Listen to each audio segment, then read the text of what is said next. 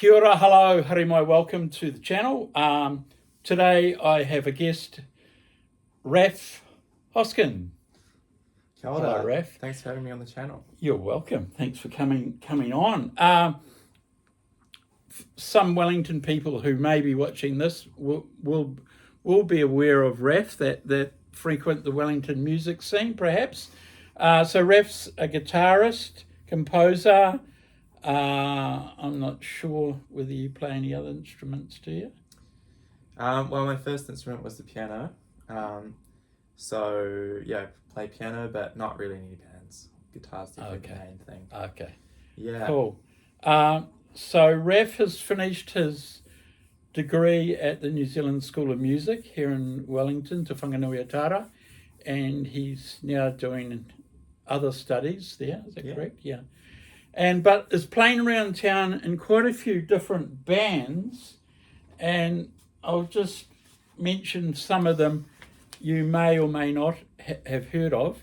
There's a band called Willpower, and there's another one called Caught Inside, and more recently one called Voyance, and Fruit Loops. Have I missed one? No. Oh, yes, I have.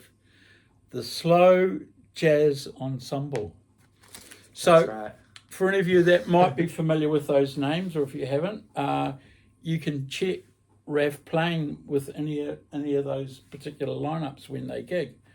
So anyway, I'm going to let RAF tell you a bit about his journey with music, if you like. You know, going back to when he was a kid, or what first inspired him to play, or how he got into it. Do you want to perhaps tell us a bit about that? Yeah, well, I started playing music when I was about 4 years old, and I think like many other kids, I was forced to play the piano by my parents. And was that like classical or? Yeah, so I'm actually classically trained on the piano. Right. I did my grades going through high school, all but one. Mm-hmm. I was had prepared for grade 8, but couldn't sit it because of the pandemic.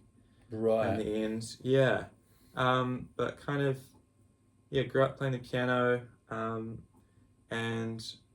then when I was about 12, I decided that it wasn't cool to play classical piano, and so I took up the guitar and was very much a rock metalhead to begin with.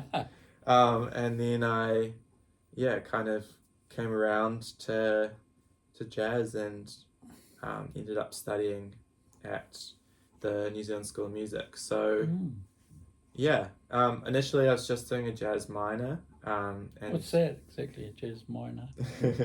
Well, just minoring in jazz performance at the New Zealand School of Music. Is that like a shorter course or something?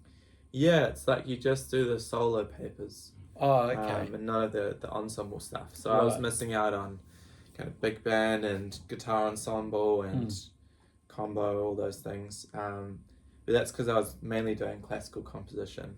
Okay. So that's still quite a big part of my musical practice. So you mean with the New Zealand School of Music? Yeah. You started doing classical study? Yeah. Before you got to jazz. So how long did you do the classical stuff before you went into the jazz stuff? I still do it. Okay. Instead of swapping from a classical major to a jazz major, I just did them side by side, and luckily they kind of lined up. And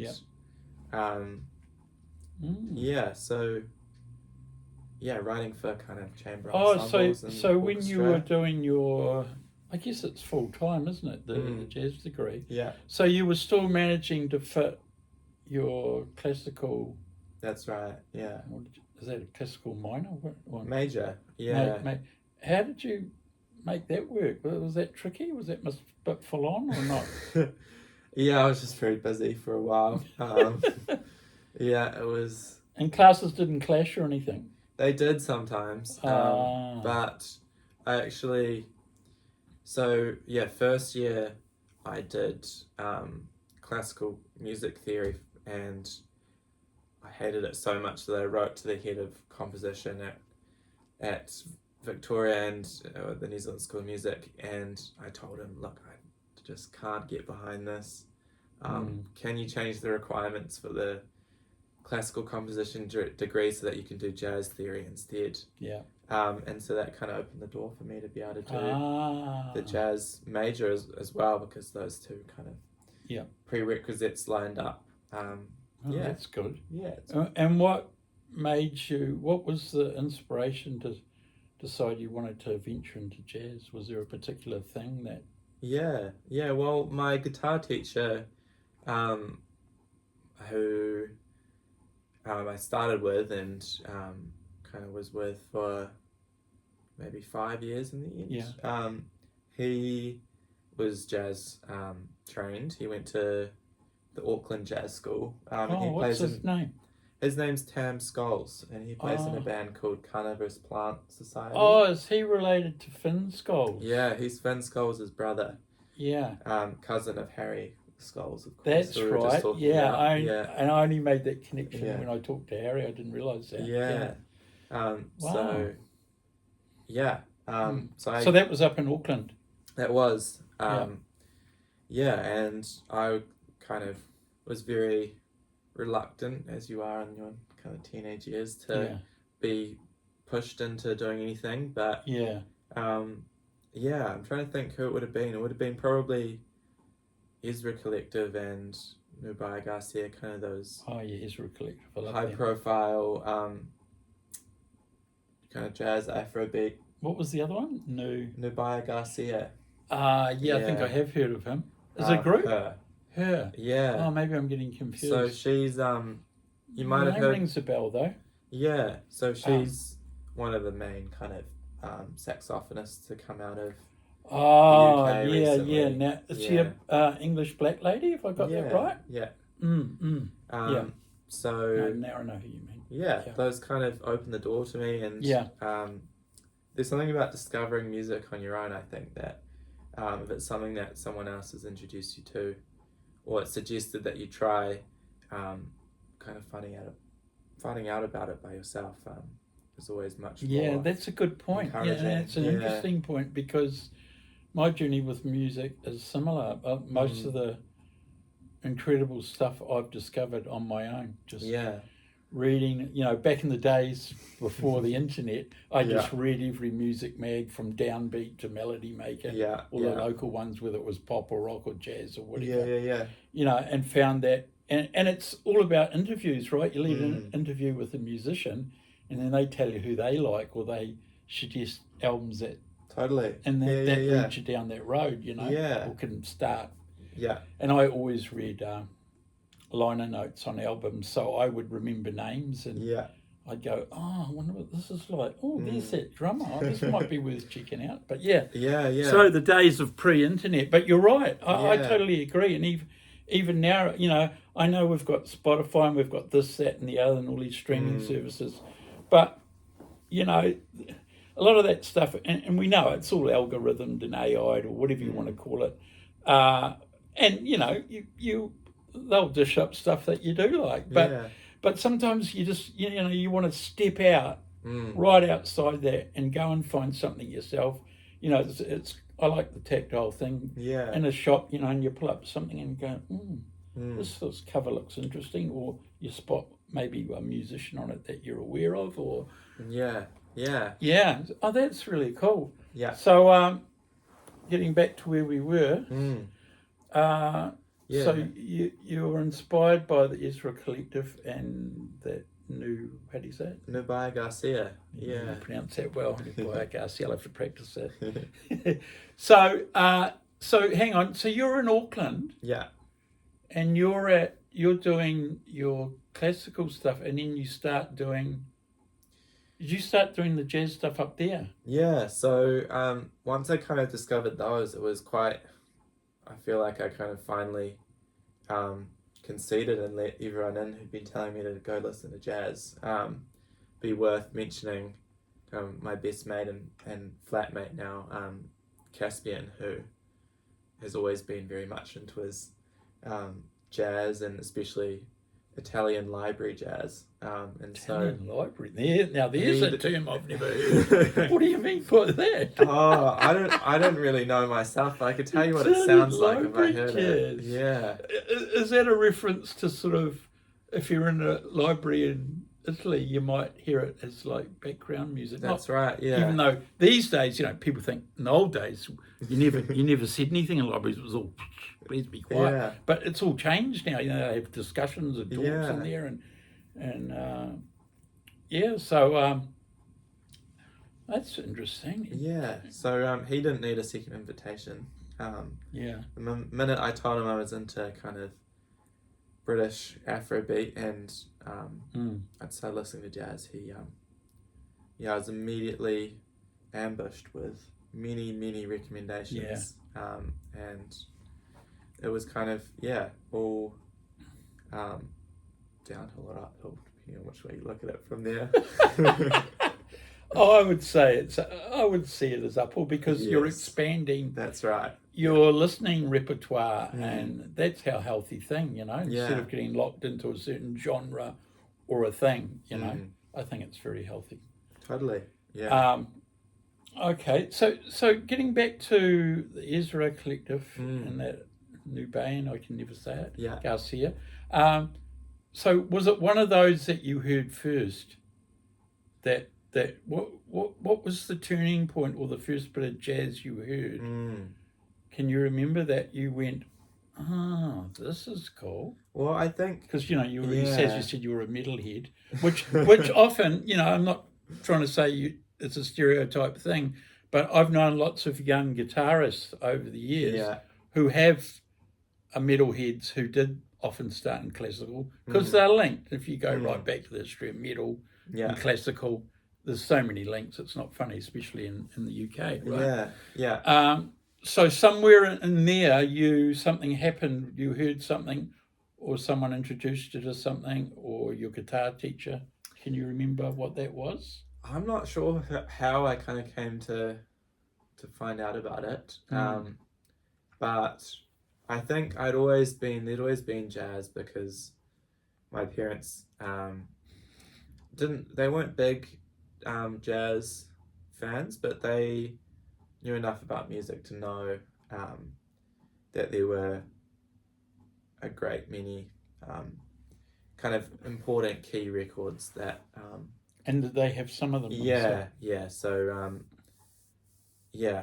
can't think of any off the top of my head, but I definitely grew up hearing the odd jazz record, and then the minute I started learning jazz guitar, it was my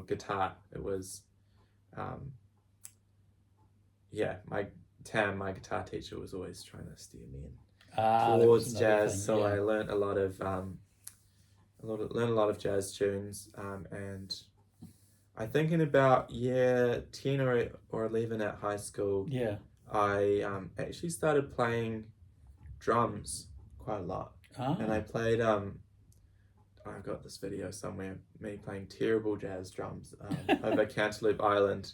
So it would have been around about that time when I kind of discovered Ezra Collective, and it was like the first jazz record I ever bought was their debut EP called The Philosopher. Wow. That's amazing. You got to them before I did. I only discovered them in the last maybe 18 months. Yeah. I know they've been around a little bit. So that's really interesting. Now, I'm intrigued. So you're starting to do the jazz stuff and classical. Yeah. At what point did you, obviously, because you went to the jazz school here, right? I did, yeah. So did you transfer whatever units you'd passed or however it works and re-enroll here and just continue it on, or wasn't it that straightforward? What do you mean? Well, I don't know how it works, but right, you've already started a bit of jazz learning in Auckland. Yeah.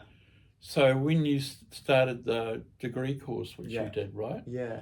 So did you have to start from scratch, like a first year, or did you Well, the way it works is because I had been learning in Auckland. I'd just been kind of taking casual guitar lessons.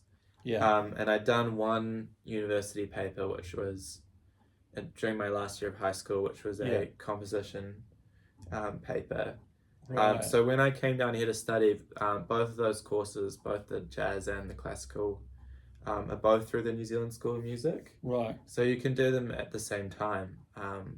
But yeah, you're right. I did. Anyone who comes to jazz school has to start in first year unless they've done maybe a year of formal training at another university. Which you hadn't done in Auckland. It was No, more like no. your teachers and Yeah, stuff. yeah. But with your classical stuff, you had, was that at a university? Some of that? I'd just done one course at a university. Okay. So I luckily didn't have to sit that one again. Mm. But yeah, everything else I had to. Okay, so you pretty much did 3 years anyway. Yeah. Oh, interesting. And at what stage did you, I mean, aside from, were you in any bands before you, like were you in bands at high school or? Yeah, well, my first ever band was a metal band. Yeah. That lasted about maybe 6 months. What were they called? Oh, I don't know. You don't know? You can't remember? Luckily, I think. Oh, come on. Can't be that bad. But that was with, I think the music was fine. But that was with Jasper, who plays drums. Oh. With us. Oh, so you guys go back to school days and that? Yeah. And then a couple of years into kind of trying out the band thing, I got together with my good mate Caspian and his mate Johnny, and we formed Chord Inside in its very earliest iteration. So that was up in still up Tamaki Makaurau in Auckland. That's right, yeah. And then what basically happened was we decided we needed a singer, and we asked Frankie to join. And right at that time, we got asked to do our first ever gig, which was performing at the School Strike for Climate in Aotea Square in front of kind of 5,000 So you guys people. were sort of high school then? Yeah, we were maybe... Wow, Chord Inside started at high school, that's interesting. In our third year of high school. Wow. And so that's like year 11? Yeah. And what happened was we got offered this gig, and our drummer said he didn't want to do it, so he said he didn't want to move his drums down to Aotea Square. Right. So we called Jasper up with about 2 days notice. We said, hey, how would you like to play to 5,000 people? And he said yes, and he learnt all the songs in one day. Wow. And we rehearsed them the second day, and then... And they were all originals? They were, yeah. Wow. And did you play a big part in the composition in that, of those songs? Yeah, so, I mean, because a lot of those songs are kind of adapted from an instrumental lineup, then I kind of imagined lyrics in my head for a while, and so right. I kind of let Frankie do her thing, but any tunes that weren't immediately speaking to her lyrically, I kind of gave her some of my ideas. And okay. So Frankie was in Chord Inside from the get-go? No, she maybe joined, I want to say, like 6 months into it. So does that mean you started as more of an instrumental band? Yeah. Right. Yeah. Right. Yeah. Okay. Yeah. That's very interesting. Now, Chord Inside, I believe you have some recorded stuff online. That's right. Is it an album, an EP, or what? We've got 2 EPs out and a couple of singles. Yeah. So those are from a few years ago, but we're just booked some studio dates. So we're just about to go into the studio to record our next batch of singles, and then hopefully that'll turn into something longer. Yeah. Oh, okay. Maybe do an album. Yeah. That's down the track. hope. Yeah. Oh, that's cool. And are all the Courtney side, you started in Auckland, are most of the members in down here now, or are they back up in Tamaki, Makaurau? No, we've all moved down. Ah, Yeah, well, that so worked out well, didn't it it? did. Yeah. Right. So, oh, okay, that's interesting. So, Courtney side, your first band, what was the band that next came about? Well, Well, that one's still going, but yeah. you know, was it which one was it? Was it Willpower, Slow Jazz Ensemble, or Buoyant? No, Buoyant's a recent thing anyway. Yeah, so I was quite hesitant to, I think, to start a kind of new formal group. Yeah. For a while, just because it took a while for me to kind of get writing in the jazz space. Yeah. And it kind of took a while for me to realise that actually in Wellington, everyone's in about 7 different bands. Yeah. Whereas other places, it's kind of like, you know, you're loyal to your one band and you would never... Is that right? Yeah. You mean even up in Tamaki Makaurau? A little bit, maybe. And it kind of works a bit better in maybe a commercial sense to put all your eggs in one basket. Yeah, I kind of realised it took me a few years of composing to kind of feel like I had enough stuff together. And, you know, it takes a while to meet people, I think, when you move to a new city. It would have been quite easy for me to write some, you know, guitar instrumentals and to call up the chord and side folk to play them with me. But what I wanted to do was to kind of, form quite a big ensemble. So, it took me a while to meet everyone. And then it was end of 2023 when I kind of put Slow Jazz Ensemble together. So that was kind of like the second iteration of a band you put together. Yeah, I think so. So that's pretty cool. And as you were telling to me before we started the interview that there's a couple of people like from Court and Side in that band. Is that right? Yeah. So Jasper plays percussion in Slow Jazz Ensemble, and then both. Will and Kai are both playing it. Right. So that's cool. Yeah. And are there any? Have you got any recordings online with Slow Jazz Ensemble? Not as yet. Not as of yet. But that's definitely on the bucket list. Cool. Look forward to that. Yeah. I've got some plans. Okay, and then with what came next? Was it Willpower, or Fruit Loops, or Voyance? Well, I guess it would have been Fruit Loops. I kind of started playing with them a little bit at the end of last year, and that kind of came about because I think Will was away, and so Simon needed someone to be a tenor saxophone, and somehow, for some reason, he thought asking a guitarist would be the right move to fill in. Yeah. I see. So it's Fruit Loops is more Simon's baby, isn't it? Yeah, it is. Yeah, he writes all the music. Right. Okay.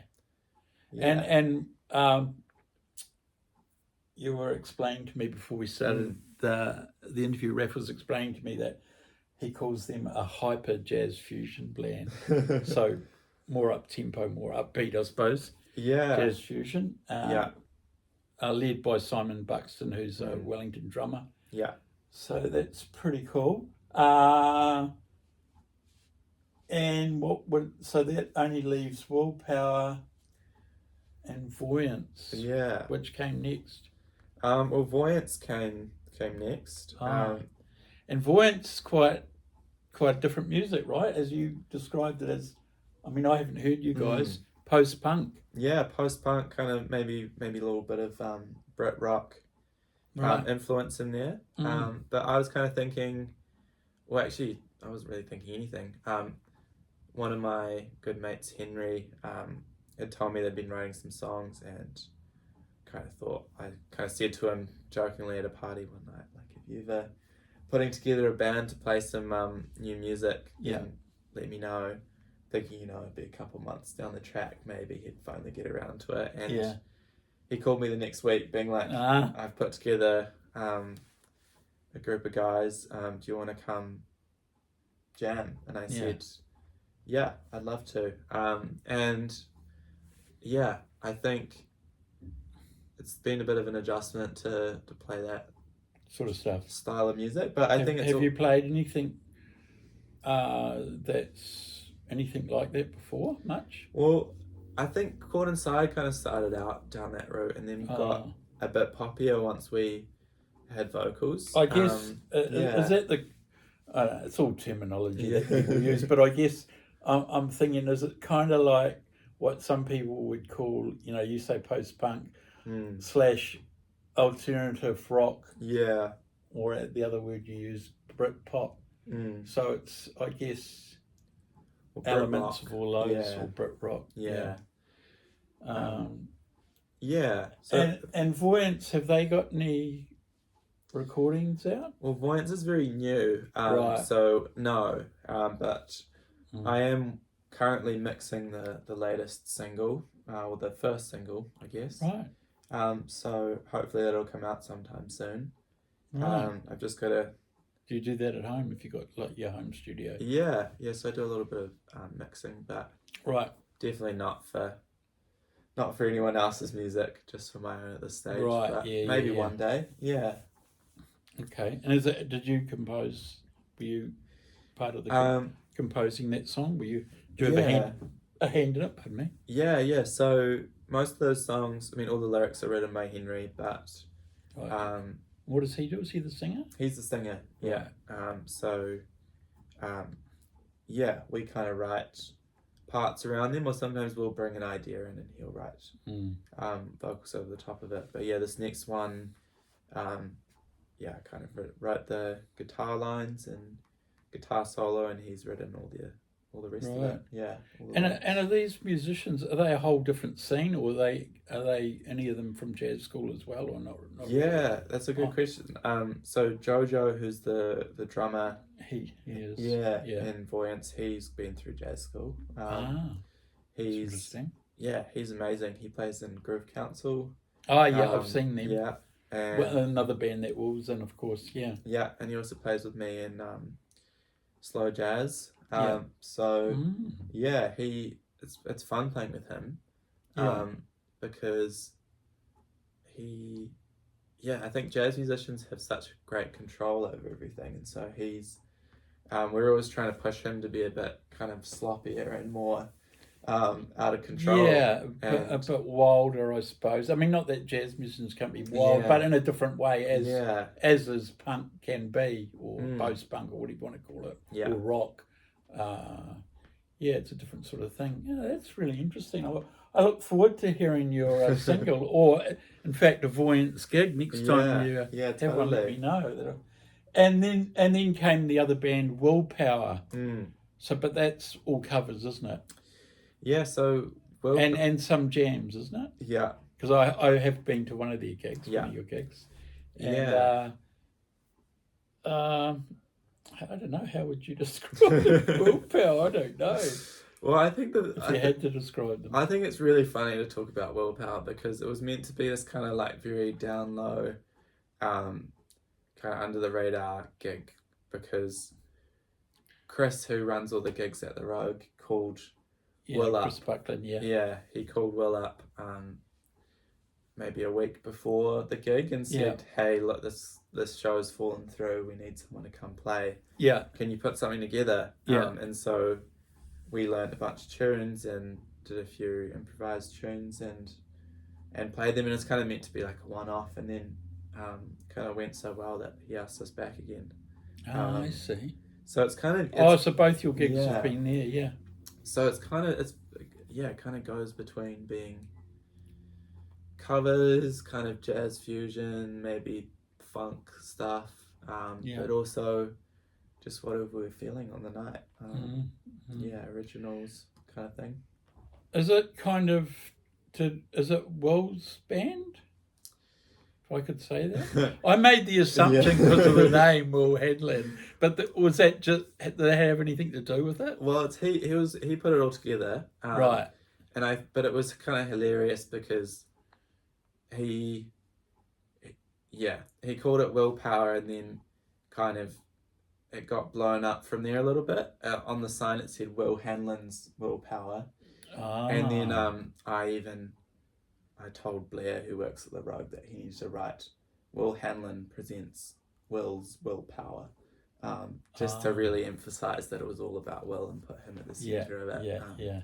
So I see. I'm pretty confident in saying that it's Will's group. But it's really nice to be in groups that Will's leading, because he's awesome. He's got beautiful ear and a beautiful kind of he's got a beautiful background for composing and running bands, and so even just doing a kind of jams gig with him like that, he's it was got really skills beautiful. there. He's a good band leader. Yeah. Well, that's pretty awesome. So so I guess we're pretty much up to date as far as your bands go and that. Is looking forward, have you got, things that, or musical things that you want to do that may be kind of different from any of this stuff, or with other musicians? So the big thing that I'm working on at the moment is for Jazz Fest, which I'm very excited which for. Which is coming up in June? No. It's was coming it later up in the year? October. They sometimes move it around. From June to October. So we're going to do slow jazz ensemble. But we're going to do slow jazz ensemble with a string quartet. Cool. So I've been talking with the amazing Mana Waiariki, she's an amazing violinist. I don't know. Classical player. Yeah, classically trained. She worked at the New Zealand String Quartet last year as their Māori intern, organised the Racket Lounge series, which was really awesome. And she is just a wonderful all-round player. But also, she's always she's an amazing person when it comes to kind of upholding the music scene in Pōneke and giving people opportunities, and so I'm really excited to work with her. So you can probably tell. Sounds like an inspiring person to have on board. Well, I look forward to that. So you'll have, when you say you'll have a string section, will it be like 4, 3, or how many? So she's got a quartet called, I think it's called the Antipodes Quartet. I might have got that wrong. So that'll be a big band. Well, depending on how many, I guess. You've got playing with Claire. What is it? Slow Jazz Ensemble. But I'm very excited for that, because I think it'll just add to all the kind of atmospheric textures. And it's really, the main reason I'm excited is slow jazz is kind of first and foremost just about playing with all my friends. And now I've got even more of them, who maybe aren't in the jazz world. So, well, it's cool, it's like, I guess it's that thing about, bands and plus people that you've known for a while, or even new friends, but you've got a bit of a rapport, right? You connect well outside perhaps just the music. And the more bands like that play together, it's always it grows. The whole creative and the chemistry. It just gets something that there's something to be said for bands that stay together for a while. If they've really got something creative happening, and they get really tight and they just create a magic. So I reckon that's really cool. Well, I hope that sounds really exciting. And is there anything else do you have any in your head, I'd like to play with this person, or I'd like to play with that person, or I want to go out and play some reggae, or I don't know, anything. Is there any particular people or different genres of music that you might want to get into more or experience or anything like that? Yeah, well, you can't name anyone that you want to play with out loud, otherwise it won't happen, will it? Well, who knows? Well, I guess we're talking about maybe bigger artists. Yeah. But yeah, I'd love to. I'm very excited to kind of cross over that jazz, classical, or cross those genres and bring them together. Yeah. But yeah, I think I'm still what I haven't quite gotten into is just smaller ensemble jazz playing. Yeah. Oh, smaller ensemble. You mean like a quartet or or even a trio. trio, right? I think maybe not necessarily for the purposes of playing with that specific ensemble, but I think once you get, or not for that being the main thing, but once you get that down, it totally elevates the rest of your playing. And so I think is that with the the concept that when there's just three, you've obviously got to work harder. Yeah. You can't fall back on a bigger band. Totally, you can't hide away. No. Yeah. Something to be said for that, I guess. Yeah. And I think it gives you more space to really connect with the players that you're playing with. Yeah. And that was kind of what I really liked about that cabin club gig that you came to was right. Yeah, you had 4 years, wasn't it? Yeah, quartet. And that was good. Yeah, I enjoyed that.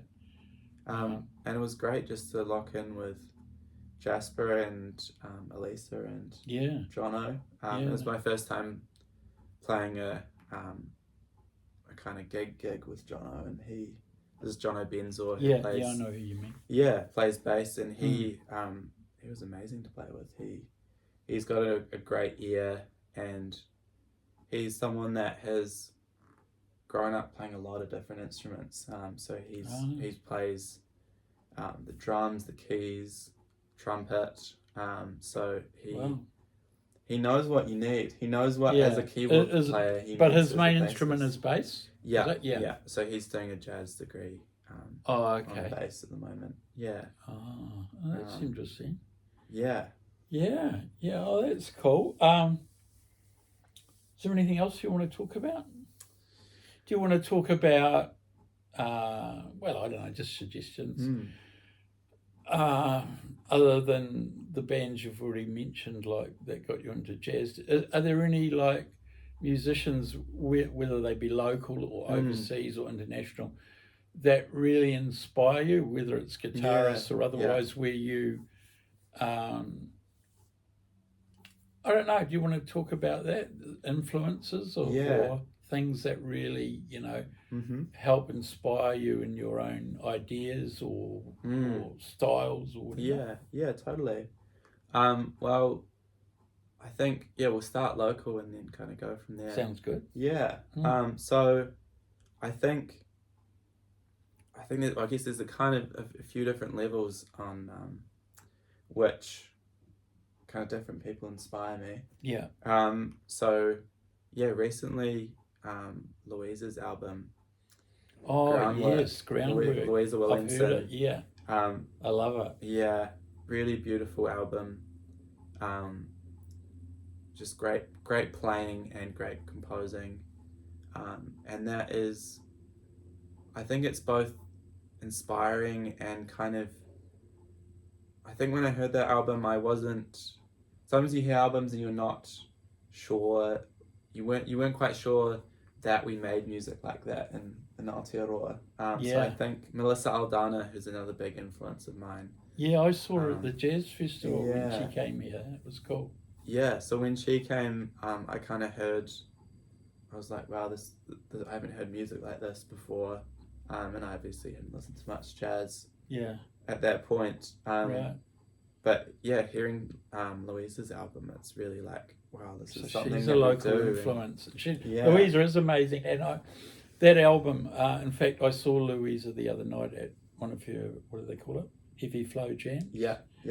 I don't know if you've been to any of those. And I was Yeah. talking to her about it a little bit, and Mm. I said to her that, you know, I love both her albums, but that one, I couldn't even put it into words. I says, you know, because she's got Ma singing on there, Yeah. and some of the music is quite different. It's more Mm. contemporary. I can't even Mhm. really. I'm not a musician, so I can't explain it technically. But aside from the Ma track, there's other tracks on there that she's going in a more contemporary, different Yeah. direction that I Yeah. haven't heard from her before, For which sure. I really loved. Yeah. You know, it Yeah. was really refreshing. You know? Yeah. Yeah. Well, it's funny. Funny you bring Ma up, because I think she's another artist, Yes. local artist. Yeah, who's and really I inspiring. haven't followed her closely, but I Mm. remember seeing her. God, you know, Mm. might even be 3 or 4 years ago. I saw her Yeah. at the road. Yeah. She would just jump up at. Might have even been at one of Louise's earlier jams, or people like Harry and that. They used to have a lot of those sort of jams. Yeah. Yeah. Similar to what Louisa Mhm. has been running. And I know that she got up way back then and no one knew who she was. I don't know how long Yeah. ago it was. Yeah. And, you know, and then you wouldn't hear about her for a while. And she slowly started, Mhm. and then she started collaborating. I think she collaborated with Nico from Casual Healing. Yeah. Yeah. That's right. But They had that yeah, tune. so there's Louisa. since Are there then. any, and like say Yeah. Ma's pretty cool. Is Yeah. there any other local ones you want to talk about that have inspired you? Or? Well, I'd be remiss not to mention Callum Allardyce, Right, who I Callum, studied yeah. with at the New Zealand School of Music, Right. and I think I've been very lucky in my musical Tutors? my musical Yeah. tutors, because my first piano teacher, he was also a composer, so that was amazing to move to Wellington and get to jazz school and find that Callum. Also a composer. Yeah, awesome. And of course he does stuff like his what does he call it? Cinematic jazz and Yeah. stuff outside your normal sort of jazz, right? Mm-hmm. Quite different stuff. Yeah. Yeah, So, I can see why that would have been inspiring. yeah, and he is kind of a way of playing on the guitar that is very fluid and lyrical, and I think that really comes across in the way he composes. Right. And so I think him and I really clicked when I was at jazz school, just because I think he thinks about improvising the same way that I think about composing, cool. and so right. Yeah, it was quite easy to kind of understand what he was trying to teach me. So he's definitely been a big influence. And then the other big influence is Iris Little. Oh, They're just Iris, she's amazing. they're next level. Yeah. I was at the Casual Healing gig where she played before, and I hadn't seen that lineup before. Yeah, that was really unique. Yeah, I know what else how else to call it. Yeah, and I think I went to Louisa's gig last year, and they got up and sung an arrangement of a Drax project tune that Louisa had done. Wow! And I think what's really beautiful is that in the jazz world, we don't often cherish songwriting. I think we kind of put. Oh, you mean songwriting with lyrics? Yeah. And so. Yeah, no, you're right. You know. And you know, and this is even like I listen to most of the jazz shows on Active and that when I'm at home, and you're right. You don't hear most of it's instrumental. Yeah. You know, which is kind of sad, but it's especially great to hear local singers. Yeah, you know? Totally. And she's incredible, right? Yeah. I've seen her like way back in the day. Might have been when she was still at jazz school. You know, do improv stuff at jam sessions and just different bands. Same again, like Louisa and Harry, that sort of environment. And she just, you know, comes up with this kind of, I don't know what to call it, you know, jazz kind of scat singing or whatever. I don't even know if you could put a label on it. But quite haunty sort of spacey stuff. I don't know, but it has got a jazz kind of feel to it. You know what I mean? It's quite contemporary and out there. Because I think when I saw them last year, I'd kind of paid attention to them as a vocalist and as a singer, but the way they performed those lyrics, it kind of, I was like, wow, I need to go and listen to their original music and go and find some original Iris Little to listen to, and I think that's kind of something that is maybe not paid enough attention, is the beautiful songwriting that's happening. No, I agree with that. It's a good point. From jazz vocalists like Iris. Very good point, Raf. They don't get the recognition, perhaps, that they deserve. And there should be more of it, for sure. And it's probably that old kind of, you know, when you talk to anyone about jazz, the first thing they think of is instrumental. Normally, right? And so there's some amazing stuff out there, you know? And and local people doing it, you know? Because vocalists go through the jazz school. And, you know, sometimes you don't, when I think back about it, all the ones I've seen over the years, some of them you don't necessarily see doing like jazz, contemporary, improvised. I can't even know how to describe it. You know, like what she does. A lot of them might go in other bands or play in rock bands or cover bands or whatever, and you don't often see them getting a chance to do that. Just kind of, because, you know, it's another instrument, right? Depending on how you look at it. So I think that's why it was great to see and listen to them. Hannah Flax is another person who's doing really well at that. We heard some of her original music at the gig that we did together at the Cabin Club. And I've heard her on another occasion at the Rogue. I think it was the first time. She did a concert with another woman singer. His name escapes me. And they mainly played all original. There might have been some covers. And because she said at the time this was the first time she'd performed to her originals in a public setting. Totally. So there's that. Okay, so they're the local people. And is there anyone else local you want to mention, or is there anyone you want to go into, any overseas inspirations? Well, I mean, I've just been thinking about local jazz vocalists. Shinazar Starlish. Shinaz. She's great. I've only mainly seen her. Oh, actually, I have seen her in a jazz context because Seth Boy, you know, the bass player.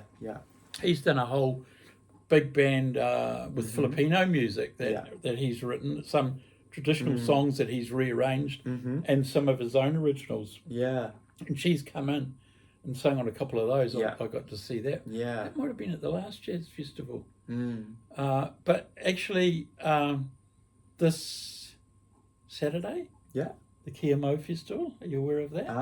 I'm not. Okay, so Shinaz, we're digressing here a bit, but it's okay, isn't it? She's a Filipino singer that grew up here. Her parents are obviously from the Philippines, but she's doing a musical. It's called Hair Ingawa. And from what I've read of it, most of the other singers in it are either Maori or Pacific Island. I think more Maori. She's probably the only one that isn't, either Pacific Island or Maori. So I thought it was interesting that she's involved in this. And I thought, good on her. So I'm going. I've already got my ticket. Awesome. Only because my daughter's a bit of a singer as well as an actor, and she's crazy on musicals, so I said, we've got to go to this. And so that will be interesting. So if you're not doing anything Saturday night... Well, there we go. Might be our plans locked in. Cool. You might. Oh, you've already made plans. No. I mean that I might have made plans now. Yeah. Yeah. Wow, we might see you there, hopefully. Yeah. I think it's going to be interesting. Because also, while I'm at it, I'll just mention this, with not to digress with my interview from RAF, but local musicals, I'm only becoming aware of this through my daughter because she's a fanatic on it. There aren't that many local musicals, written here. They're always doing the big overseas ones or the new ones that come over from Hollywood, like, Hamilton and all that sort of stuff. But it's great. We've got one that's, it's Maori, it's Pacific Islander, and it's original. And it's this Saturday night, folks, giving them a plug. And I think it's at Te Awaha, I think, the venue for that one. Don't quote me on that, but or is it the Hannah Playhouse? God, now I'm confused. No, I think it's Te Awaha. But anyway, go look it up. Just go to Kia Mau Festival and you'll see it. And maybe get a ticket soon because, most of those, with the Kia Mau Festival, they only perform most of them twice to two shows. Sometimes the third one they might throw a matinee in. So you got to get in and get your tickets because they're great festivals. Totally. Okay, so we're talking. Let's get back to. So that's all the local people. And so have you got any overseas inspirations? I just want to say I love it how you're inspired, not necessarily by other guitarists. I think that's very cool. Yeah. And I've often heard that, and I don't know if it's just the jazz. No, I've heard rock people say this about a certain jazz muso who plays nothing like the instrument they play, and they're inspired by the melodies or the things they do, and I think that's really cool. And because that's going to make their own sound if they use that unique, right?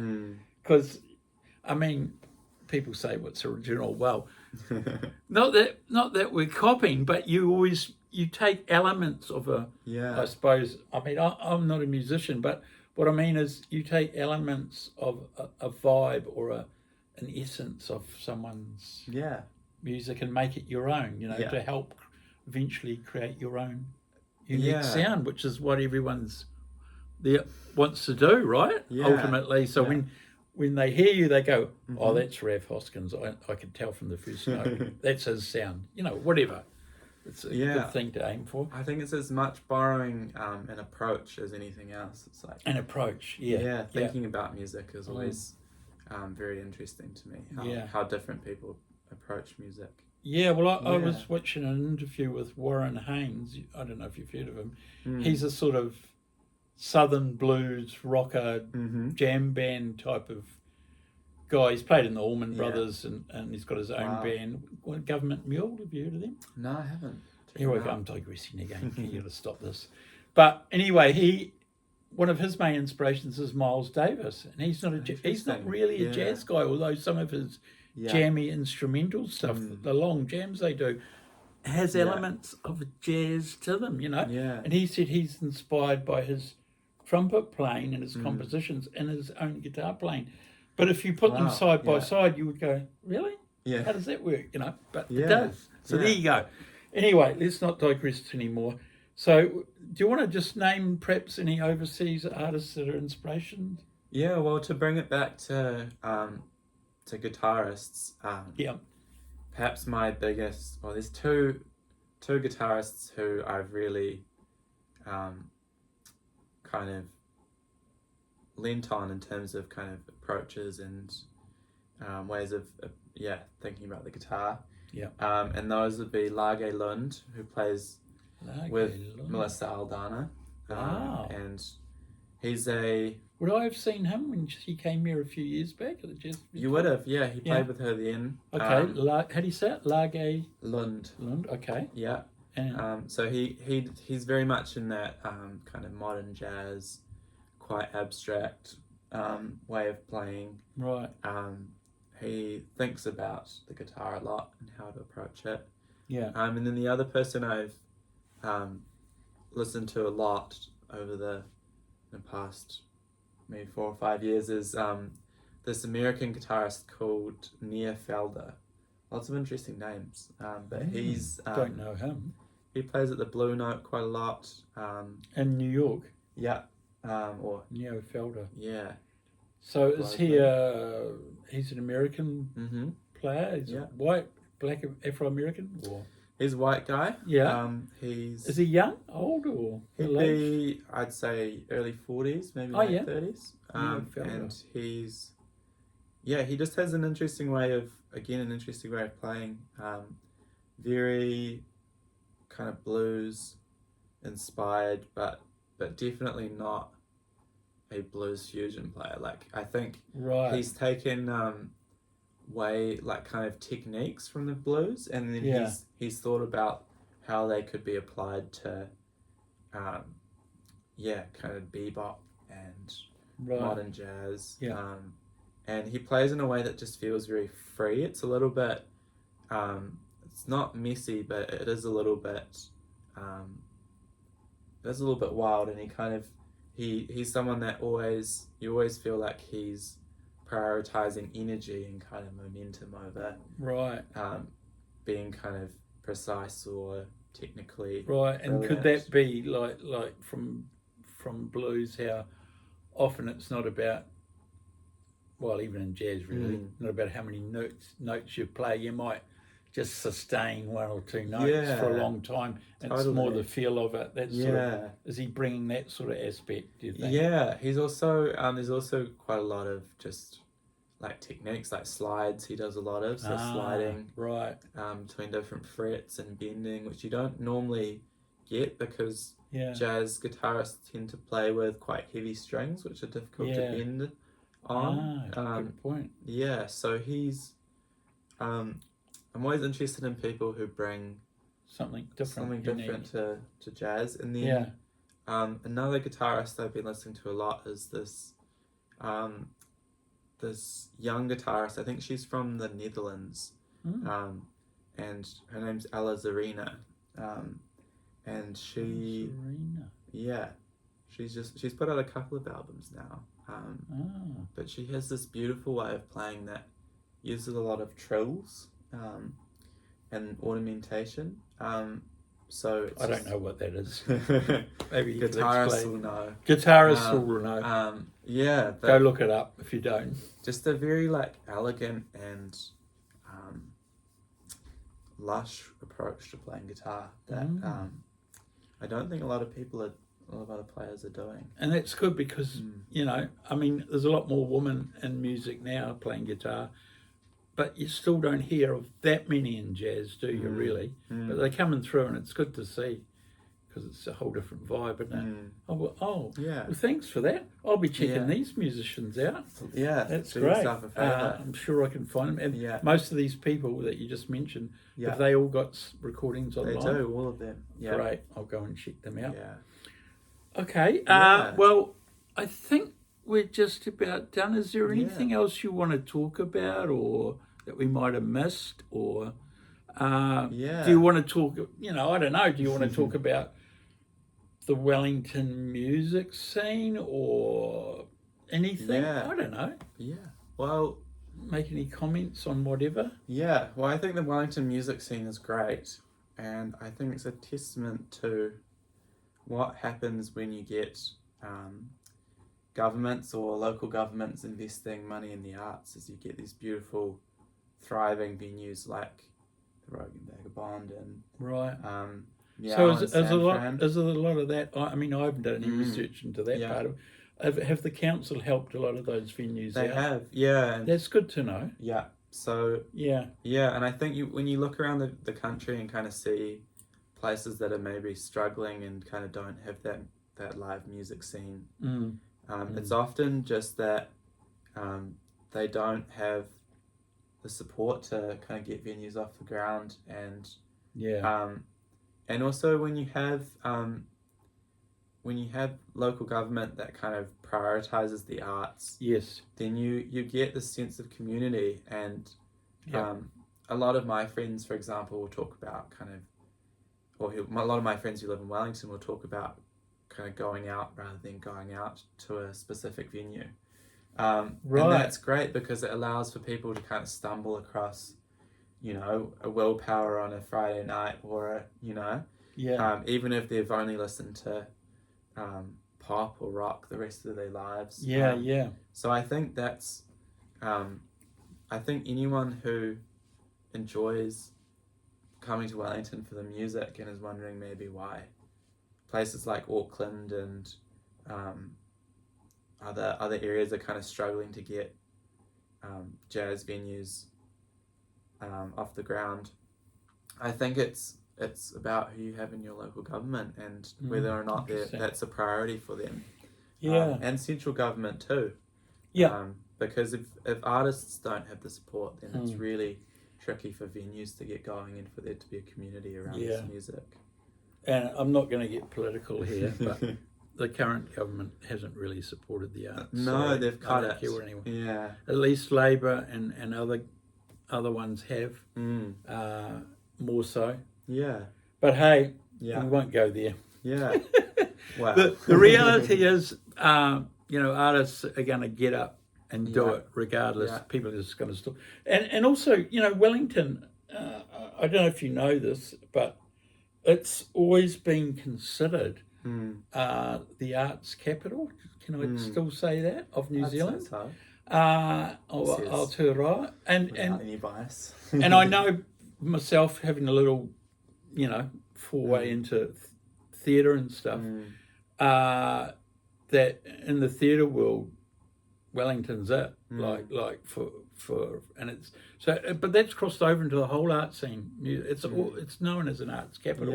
It's a bit like if you go to Australia, you go to Melbourne. That's like the arts city of Melbourne. I guess all countries have that to a certain degree. Totally. Okay, well that's really cool. Well, we're going to probably wind this up. Unless I can think of anything. So, once again, thanks for coming on, Raf. Thanks for coming me. So if you want to see Raf play, look out for him and all those bands we mentioned. I'll just rattle them off again. Willpower, Court Inside, Voyance, am I saying that right? Slow Jazz Ensemble, who will be appearing at the Jazz Festival in October with a string section. And Fruit Loops, the Hyper Jazz. And no doubt there'll be other bands evolving, I'm sure, along the way. Mini groups. Or bands morphing into each other, that sort of thing happens, doesn't it? So thanks for that. And thanks for having me on. Thanks for coming on. And this is only my 4th interview. I'm still a novice. And also you can catch any of the bands that what am I saying? Sorry. RAF. Got Willpower on my brain. Raf's, you've got recordings online with Court Inside. Is that it? Yeah, that's it currently. Okay. Fruit Loops has an album out. Do they? Yeah, I'm not playing on that. You're not on it. I joined after that. Okay. Yeah, but I'd just like to say thank you so much for having me on. I think, people can underestimate what an amazing resource Noel's channel is for young and aspiring musicians. It's a beautiful. That's really kind of you. When I was kind of when I just moved to Wellington, it was a great place to go and learn about things that were happening. It's nice to have that feedback. Thank you. Appreciate that. Cool. Thanks for having me, and toi tu te tiriti, free Palestine. For sure. Yeah, those are the most important things. Yep. And thanks so much for having me. Thank you, Raf. And thank you for watching. Cheers. Ka kite.